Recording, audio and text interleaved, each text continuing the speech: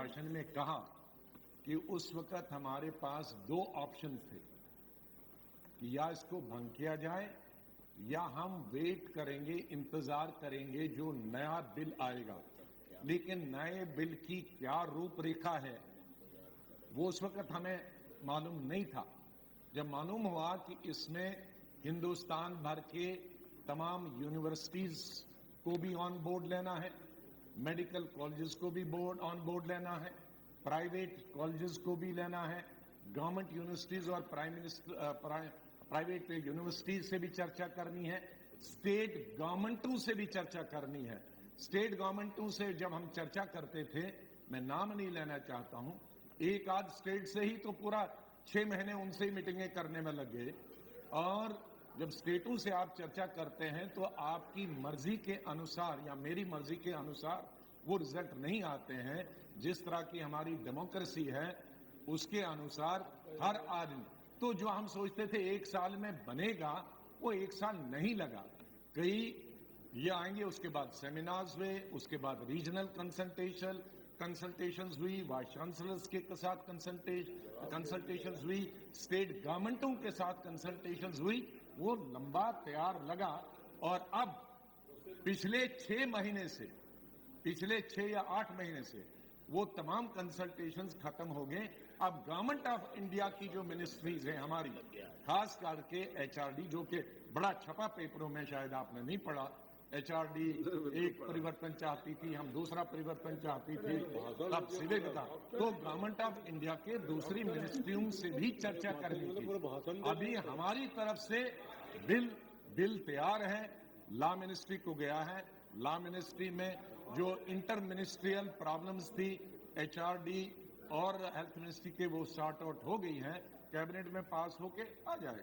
लेकिन जो मैंने अपनी स्पीच इसीलिए लंबी की कि क्यों नहीं वो आया और क्यों हमको जरूरत पड़ी 1 साल और एक्सटेंड कर दी।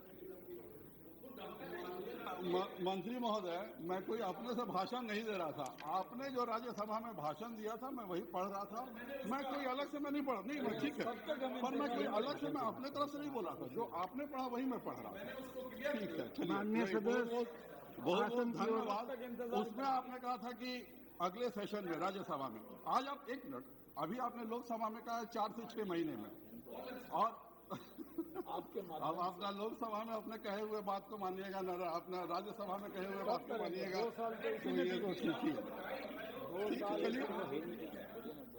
चलिए ठीक है, अभी तक आप जो आपस में नहीं, 2 साल के लिए बढ़ाएंगे, 2 साल के लिए बढ़ाएंगे। अरे आसन तरफ देखकर बोलिए ना, उधर मत देखिए, इधर। हम इनको देख के बोल रहे हैं, कोई हमको पता नहीं।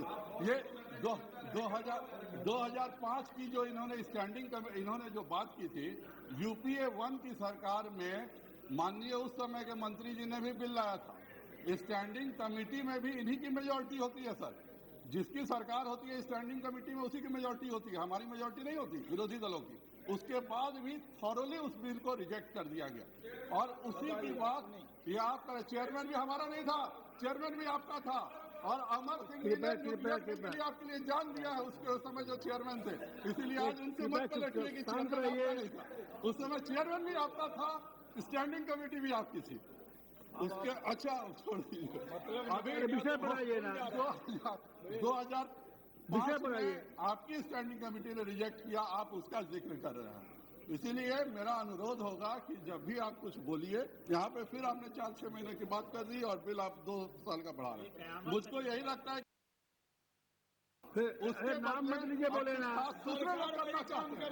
मेरा स्पष्ट आरोप है और भ्रष्टाचार की जो गंगा बहाता था वो अब दूसरे लोग बहाना चाहते हो, उसके लिए मदद कर रहे हैं। उसका भी मैं उदाहरण देता हूं। आपके एमसीआई में 2 डेप्यूटी सेक्रेटरी थे,